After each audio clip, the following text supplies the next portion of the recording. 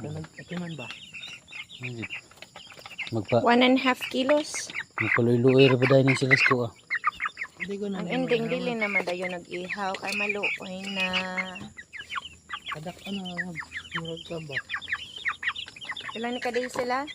23. 23 days, 45 days man. So, 45 days, 2.5 kilos. Sigo ga dahil si payang dire. Dako na. Pwede rin niya taparan dire ba? Ari lang siya matubod. Kapin na. Ngay gagmay. Oh. Pangkadal man eh. Aran, pangkadal. Uy, ano. Mga samad-samad taon sila. Gabiin na. Kamu ha, pagtabok dito pika sa boundary ra ba mo? Mutabok dito, pitlo ko na ko, anaon ako ay, anaon, ana, ha? Ana, sabot ha, ana.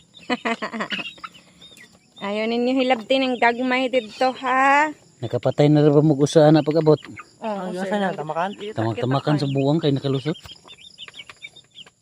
Kuan ni sila buk, 27. Ya, karon pila na yung nabilin? 25. 25 na lang. Di ay, 30 nila kabuk pagkuha na to.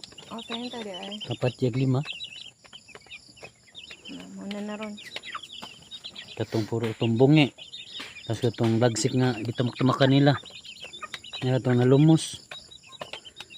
Nga din, katong bakol, gitamak-tamakan po nila. Mga paralyzed. Natiwasan Yan yun. na po hingatugon kayo ay tira. Piyong-piyong. Nabasa dyan sila. Grabe kasog sa uwan diri. Eh. Sino nagtanaw-tanaw mo dito sa pikas? Kung na po sila manumbay, daghang ko ng pagkaon nito sa ato tayo ata dito, no? Oh, Yan na tawag po mo na sila. Lihok na ba ka na sila?